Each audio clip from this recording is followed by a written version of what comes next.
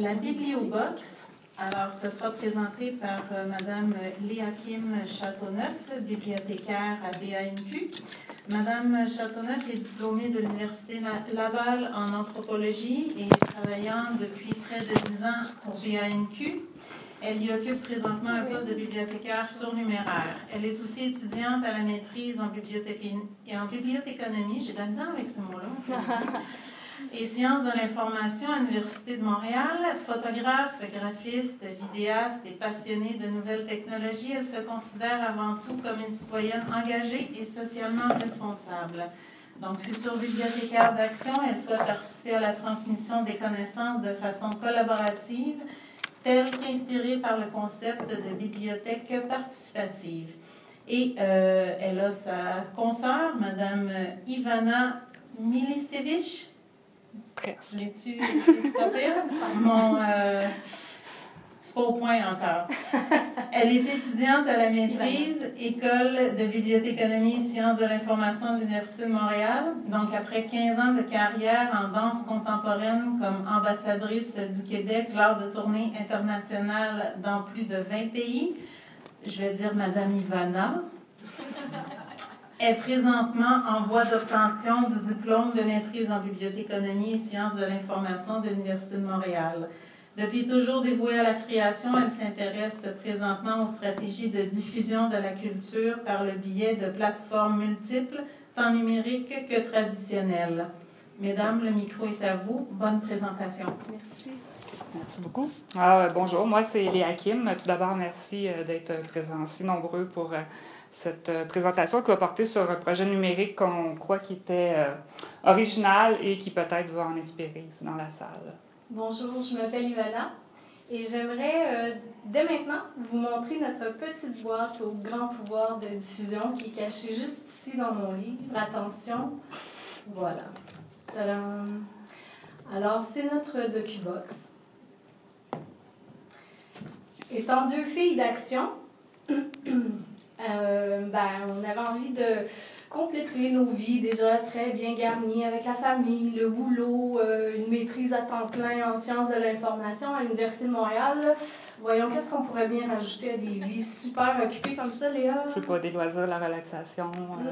Non. Qu'est-ce que tu dirais d'un projet personnel?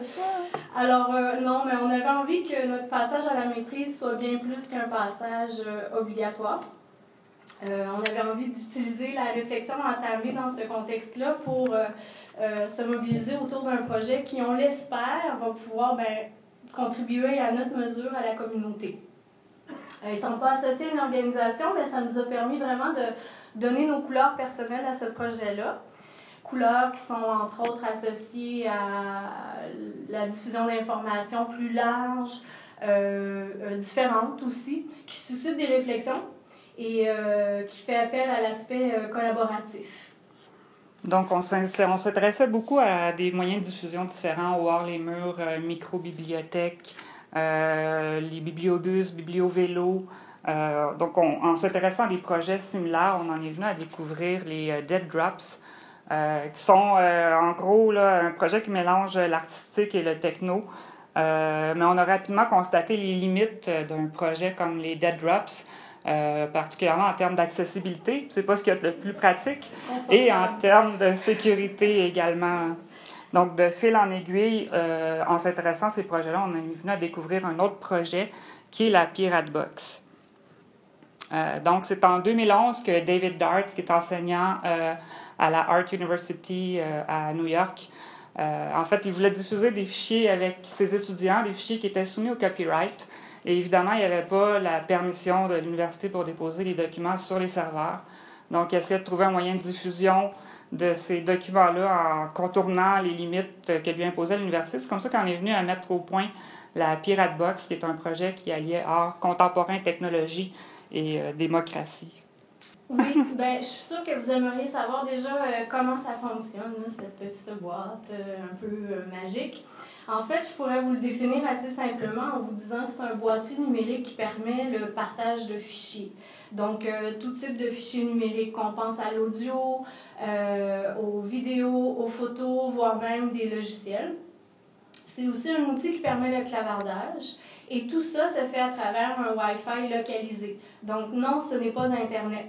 C'est le boîtier qui émet un Wi-Fi. Les utilisateurs ont donc juste à rentrer en connexion avec le réseau qui est émis par le boîtier, soit à travers un téléphone intelligent, une tablette, un ordinateur portable, pour consulter une documentation variée.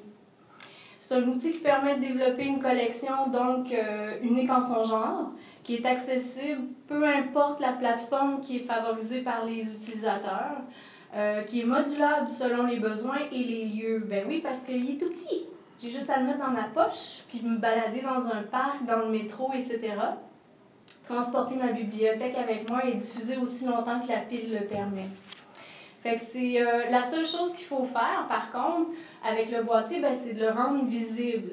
C'est là le défi. Faut faire en sorte que les usagers rencontrent donc la connexion avec le petit boîtier. Mais sinon, c'est un moyen peu coûteux, dynamique, innovateur de diffuser de l'information. Alors là, contrairement à ce qu'on vous demande habituellement, je vais vous dire, n'éteignez pas votre téléphone. Si vous voulez, vous pouvez dès maintenant tester le boîtier. Les gens qui sont sur Twitter, Facebook, malheureusement, vous ne pourrez pas tweeter si vous allez sur le réseau. La procédure est assez simple, c'est en 3 étapes. Il suffit de sélectionner le réseau qui est émis, qui dans ce cas-ci est DocuBox naviguer gratuitement. Ouvrir un navigateur sur votre téléphone ou votre tablette. Puis, entrer une adresse comme on a mis x.ca, en fait, c'est un prétexte pour que votre appareil cherche à se connecter au réseau. Si vous essayez de rentrer l'adresse Facebook, par exemple, ça ne fonctionnera pas parce que c'est des pages sécurisées. Donc, il vaut mieux rentrer une adresse comme x.ca. Et d'ailleurs, il y a le module de clavardage. J'ai vu qu'on a déjà un commentaire ici. Pas très constructif, vous irez voir, mais déjà quelqu'un a écrit quelque chose. C'est complètement anonyme, donc gênez-vous pas, il n'y a pas d'enfants dans la salle. Vous pouvez écrire ce que vous voulez. Tous vos commentaires sont les bienvenus. Dans les valeurs qui étaient associées au projet, David Darts a mis beaucoup l'emphase sur l'anonymat, la protection de la vie privée et la confidentialité. C'était des valeurs importantes pour lui au cœur du projet. Des valeurs qui sont porteuses de liberté fondamentale d'expression. En fait, David Darts considérait que la navigation qu'on fait sur le web, en général, vaut pas... en fait, c'est trop cher payé pour ce que ça nous rapporte en général.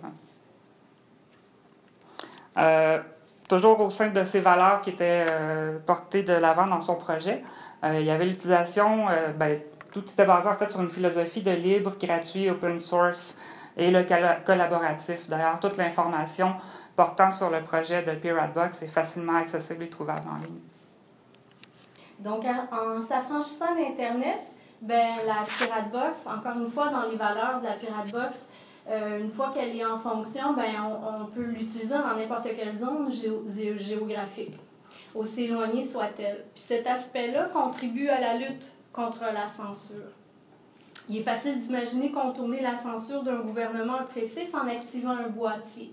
On n'a qu'à penser au printemps arabe, par exemple, ou à la grande censure qui est exercée par à la censure qui est exercée par le grand pare-feu de Chine.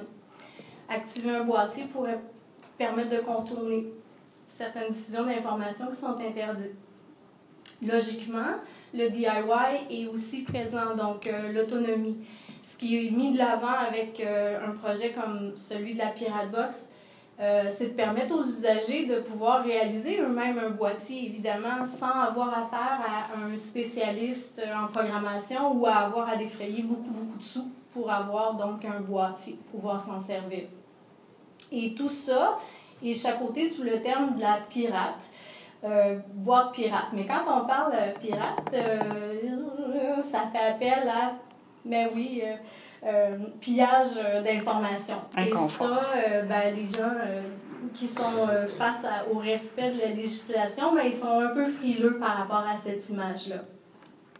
Donc, c'est pourquoi, en 2012, un bibliothécaire, Jason Griffey, décide de mettre sur pied, en détournant un peu, en s'inspirant du projet Piratebox, la Library Box, connue dans la francophonie sous le nom de BiblioBox. Donc, il était inconfortable, comme disait Ivana, avec le concept piraterie qui était rattaché au projet de Piratebox, puisque beaucoup de contenus qui étaient partagés, en fait, n'étaient pas libres de droit. On voit d'ailleurs le logo de la première version qui était directement inspiré de la Piratebox. S'en est vite débarrassé pour prendre une image qui était plus propre pour le projet Bibliobox. Et il y a également désactivé la fonction de téléversement, parce que sur la PirateBox, n'importe qui pouvait téléverser des fichiers. Puis on peut imaginer dans un concept comme une présentation au cégep, par exemple, qu'on pourrait se retrouver avec du contenu indésirable sur notre boîtier. Donc, en désactivant cette option-là, la personne qui crée le boîtier reste en contrôle de l'information qui est diffusée. J'ai envie de répondre à bienvenue. Hein? Il y a des gens qui nous disent merci, bienvenue. Ça nous fait grand plaisir. Rendu là, un peu comme vous, là, avec toutes ces informations-là qu'on avait en tête, on avait vraiment envie d'avoir un petit joujou comme ça. Mais encore faut-il faire quelque chose de son jouet. On avait donc envie de se trouver un contexte pour tester les fonctionnalités du boîtier. On a pensé à toutes sortes de choses, mais compte tenu de mon passé personnel, c'est assez spontanément qu'on est allé rencontrer l'Agora de la danse, qui est un lieu de diffusion établi ici à Montréal et qui travaille auprès donc de la danse contemporaine depuis maintenant près de 25 ans. Et c'est avec eux donc qu'on est rentré en partenariat et qu'on a essayé notre petit boîtier. Le projet à l'Agora se voulait un projet évolutif parce que ce qu'on a fait, c'est qu'on a fait appel aux artisans de la programmation de l'automne qui vient juste de se terminer.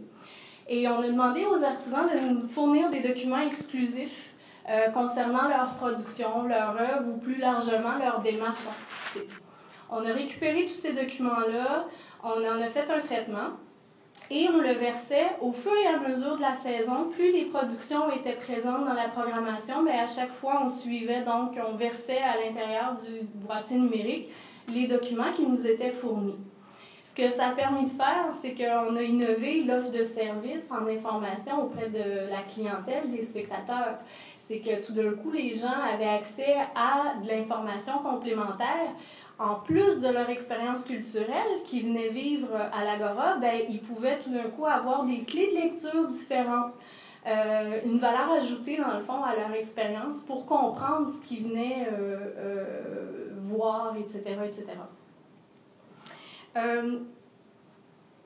On peut dire que cette offre documentaire, on peut le voir comme un bon outil pour de la médiation, puisque le boîtier joue un rôle d'intermédiaire dans une relation de communication. C'est comme un nouveau lieu de rencontre entre le spectateur et l'artiste, un lieu où le spectateur est guidé vers des savoirs favorisant la construction de nouvelles connaissances. On peut donc dire médiation culturelle, on peut dire documentaire et pourquoi pas une médiation numérique.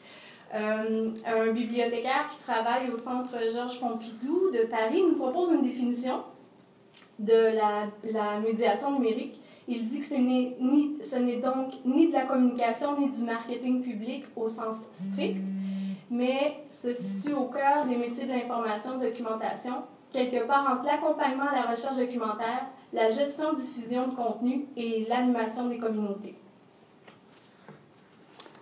Donc, pour notre projet, on a décidé d'opter pour le boîtier le moins cher possible et le plus efficace possible pour ce qu'on voulait faire. Point de vue technique, on a choisi le modèle, je vais vous dire, le TP-Link MR3040. Vous demandez, est-ce que ça coûte cher un bidule comme ça? Non, ça se trouve facilement en ligne pour environ une soixantaine de dollars. Pour ce qui est de la clé USB sur laquelle on met l'information qu'on veut partager, on pourrait prendre n'importe quelle clé USB, mais comme on voulait un boîtier le plus compact possible, question de pouvoir le camoufler n'importe où, on a opté pour une clé micro USB. Et les premières modifications du boîtier sont relativement faciles à faire parce qu'il faut modifier le firmware, le microprogramme à l'intérieur du boîtier. Ça se fait en quelques clics de souris, c'est vraiment facile. Puis il y a un grand soutien de la communauté en ligne, que ce soit forum, de discussion, page web. L'information, même si parfois est un peu éparpillée, est vraiment facile à trouver. Par contre, pour ce qui est de la personnalisation du boîtier, quand on veut faire un projet avec une identité propre, comme dans notre cas, on a opté pour DocuBox, là, ça devient un peu plus compliqué. Il faut avoir quand même quelques aptitudes en programmation. Il faut rentrer des lignes de commande. Il faut être habile avec le HTML, le CSS. Dans le cadre du projet avec l'Agora de la danse, on a décidé de faire un album photo. Comme la majorité des documents qu'on recevait étaient des documents iconographiques, on a opté pour un album HTML. Donc, c'était ce qui était le plus facile à gérer parce qu'on a essayé de créer des catalogues. qui pourrait regrouper tous les types de documents et c'était relativement compliqué. Il y a un soutien également dans la communauté en ligne qui existe, mais c'est beaucoup plus éparse. Il y a beaucoup de projets, même si les premiers projets datent de 2011, il y a beaucoup d'embryonnaires, de débuts de projets qui ne sont pas toujours complets, donc l'information est plus difficile à trouver. On vient tout juste de terminer la saison d'automne à l'Agora la semaine dernière avec la dernière production. On ne peut pas vous faire un bilan, par contre, on a des constats qui sont intéressants à partager. Je vous dirais que d'emblée, j'ai envie de vous situer un peu comment ça a fonctionné, c'est-à-dire que notre boîtier, on l'activait, on l'a mis derrière le bar pour s'assurer que personne n'allait nous prendre. Notre petit boîtier, il allait bien rester en place. Et donc, il était accessible pendant les représentations côté bar et non pas côté salle de représentation. Les constats. Un des premiers constats qu'on a fait, c'est que bien qu'on ait l'impression que l'utilisation des téléphones intelligents soit répandue, on a été surpris de constater quand même un grand nombre de spectateurs sans téléphone intelligent. Donc ça a fait en sorte que la quantité de gens qu'on allait toucher avec l'accessibilité était un petit peu moins grande que ce qu'on avait prévu au départ. Heureusement, souvent, les écrans se partageaient, puis les gens naviguaient, en fait, exploraient à 3 sur un même téléphone. Oui. Sinon, un autre défi à relever, évidemment, c'est la visibilité. Il a fallu faire en sorte que le boîtier existe à travers le programme de la soirée. Qu'est-ce qu'on a fait? On a fait des affiches, s'assurer qu'il était visible dans le lieu, avec une procédure de branchement également, parce que les gens ne savaient pas trop comment faire, etc., etc. Qu'est-ce qu'on a fait d'autre? Des petits macarons.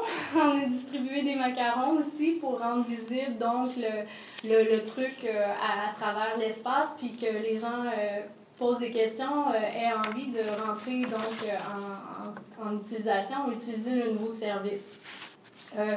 Tout ça, évidemment, ça pose le défi de faire en sorte que l'organisation qui, par exemple, utilise un boîtier numérique comme ça pour faire la diffusion d'informations, il faut s'assurer qu'il s'engage dans le processus, évidemment. Le service comme tel de diffusion doit être dirigé avec constance, puis l'équipe doit vraiment croire aux possibilités d'une petite box comme ça pour être sûr que c'est refait et refait et refait. Un autre défi qu'on a eu à relever également, c'est ce qu'on appelle le hit and run. Les spectateurs arrivent très juste sur l'heure de la représentation, ils consomment leur spectacle et pour une bonne partie des gens, ils quittent tout de suite après.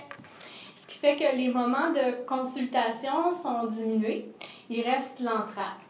Mais là, les gens, à l'entracte, ils viennent avec des amis, voir des spectacles, alors ils veulent en discuter, en profiter pour rencontrer des gens, etc.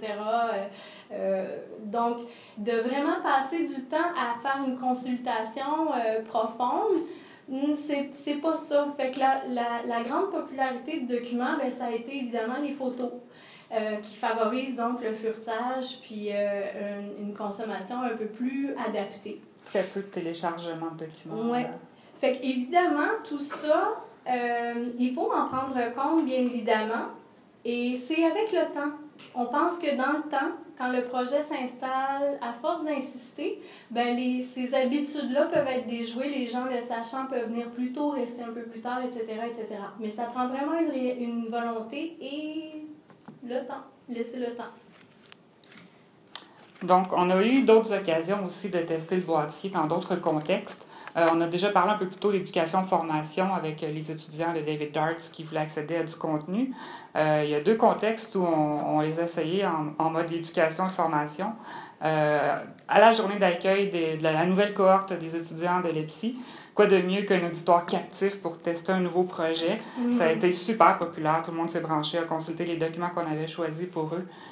Également, dans le cadre de la table ronde portant sur la censure qui avait été organisée par le Comité pour la liberté intellectuelle fin septembre, début octobre. Là aussi, on a pu présenter le boîtier aux participants. Dans un projet comme ça également, avec le clavardage, les gens pourraient, dans ce cas-là, ça n'a pas été possible, mais les gens pourraient poser des questions, interagir dans un mode participatif qui est différent de ce qu'on vit habituellement. On a également, dans le cadre, là c'était Révolubox, on était présente à la manifestation des enseignants et du Front commun qui était le 3 octobre, je crois, début octobre aussi, où est-ce qu'il y avait plusieurs dizaines de milliers de manifestants qui étaient là. Dans un cadre comme celui-là, ça pourrait servir à diffuser une information qui a été choisie, une information qu'on a sélectionnée qui porte sur un sujet précis. Et également, comme le clavardage est complètement anonyme, ça permet des échanges qui sont sécurisés.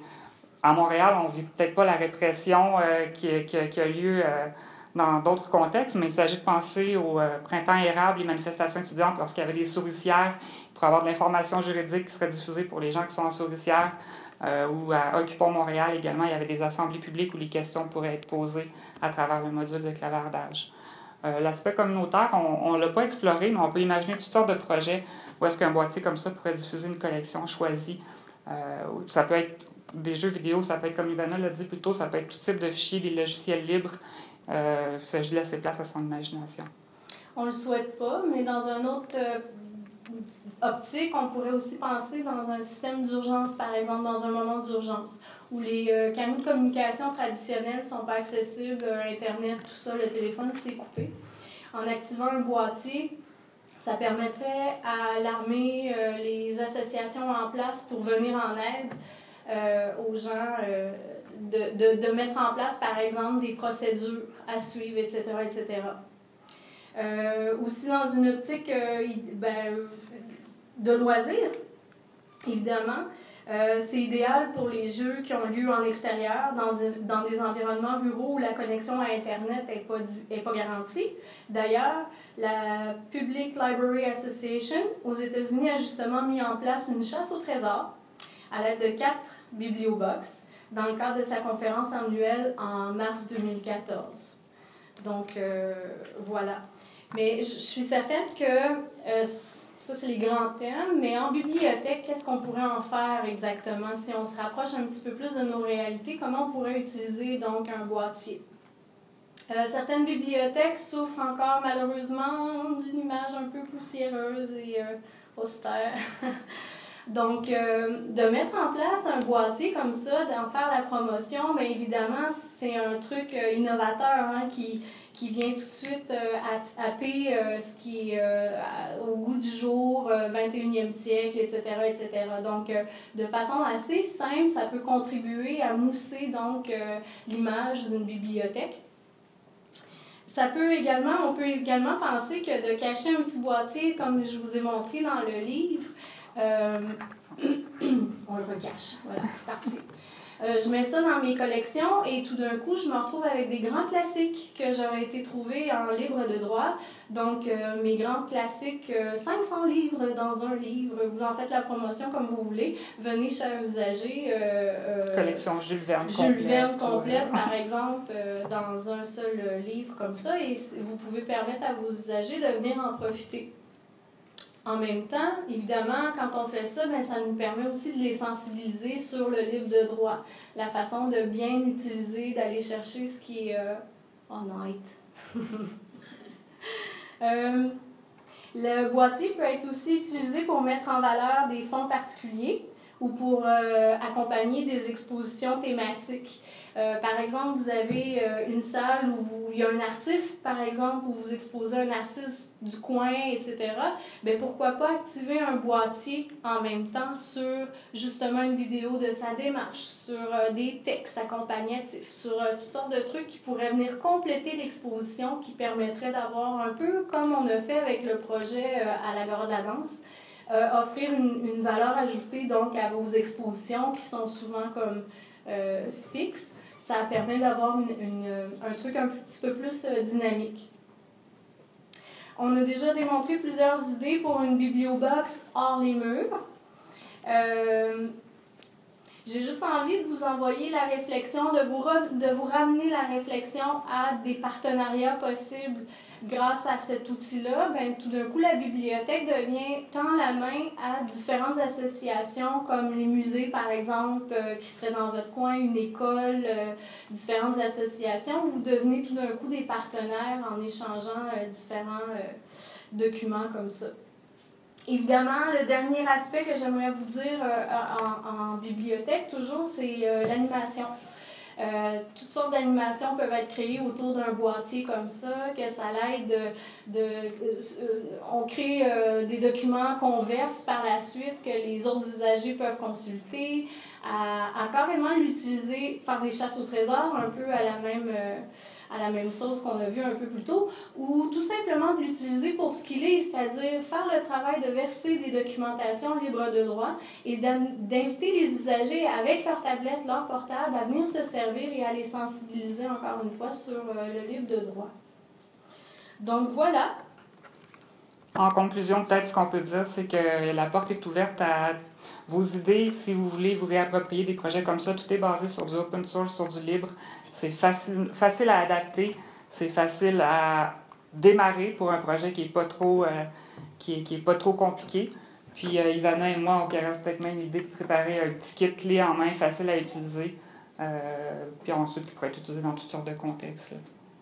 Mais on vous invite à nous accrocher, puis on va garder le boîtier allumé, donc le clavardage va rester présent, puis on vous invite à nous accrocher, s'il vous plaît. Le rayon de diffusion? 60 mètres environ. S'il n'y a pas d'obstacle, si j'ai pas de mur, etc., c'est 60 mètres environ. Donc le fond de la salle, là, il ne devrait pas y avoir de problème à avoir ma connexion. Merci à vous deux.